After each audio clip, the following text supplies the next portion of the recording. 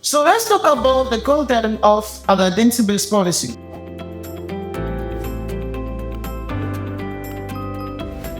In an identity-based policy, you will also see components like the version. The version just simply talks about the version of the JavaScript object notation language. Besides that, you have the statement. In the statement, you actually have the statement ID, which will be generated by AWS, and you also have the defense. When we talk about the defense, an defense can either be an allow or it could actually be a deny.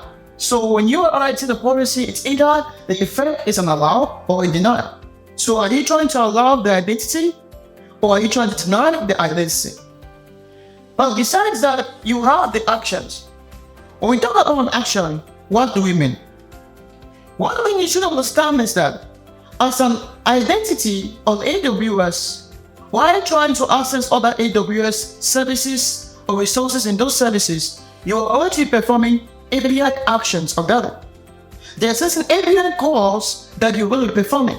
For example, if I have an identity and I want to actually access the S3 service and I try to create an S3 bucket, that is an action I'm trying to perform. Or there is an API call I'm trying to perform. If I'm trying to delete an S3 bucket, that's an API call I'm trying to perform. So when we talk about an action, we're simply talking about the API calls that you're either allowing or denying that principal or that identity from performing on that particular service or that particular resource. Apart from that, we have the resource. So we talk about the resource in an identity-based policy. We're simply talking about the service or the resource that we are allowing that identity or denying that identity from performing those actions on. So what is the resource that you're allowing or denying the identity from performing the actions on? That's really much what we're going to specify here. Another thing could actually be the ALM of the particular resource, because anytime you create something on AWS service, it's a resource. So you could specify the ALM here, or you will simply specify the service and a star if you are talking about all resources within that service. All of these are actually mandatory components of an identity-based policy. Besides that, you also add something called conditions, which would be optional. What are conditions? Let's say, for example, you actually want to give a user called John permissions to perform all actions on the S3 service. Now, you might want him to only have those permissions if he meets certain requirements, and that's pretty much where conditions actually come in. I can be saying that I only want the user John to perform actions on this S3 service if and only if he's logging from a particular IP address range. That would be a condition which I would specify. I could also say I want the identity to perform actions on the service if and only if the identity is tagged with a particular tag. That will actually be a condition.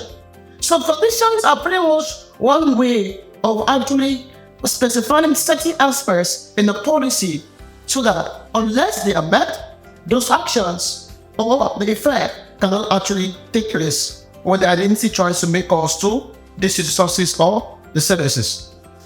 When we talk about identity-based policies, we know there are three types. So with the AWS Managed Policy, it's nothing but an identity-based policy that is created and owned by AWS. So anytime you create an AWS account, you're going to see those identities, you're going to see those policies available, and you could be able to make use of them. One thing you should understand is that you can never change an AWS Managed Policy because AWS owns it and AWS manages it. Now, another type of identity-based policy you will hear about is the customer managed policy. And when we talk about the customer managed policy, it's an identity-based policy that is created and owned by you, the customer.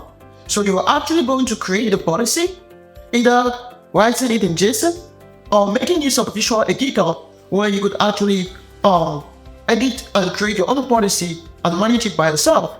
So when you create this policy, you could assign it to any of your identities in your account. Besides that, you also have the inline policy. The inline policy is a database identity-based policy that is created by you, the customer. And when you create that policy, you can only assign it to one identity. So that means that when you create an inline policy, that policy can only be given to maybe a particular user, or to maybe a particular group, or to maybe a particular role. Once the policy is assigned to that identity, there is no way you can detach it and reassign it to another identity. So that's pretty much what an inline policy is. So the lifetime of an inline policy is dependent on the lifetime of the identity, because if you delete the identity, definitely the inline policy automatically gets deleted.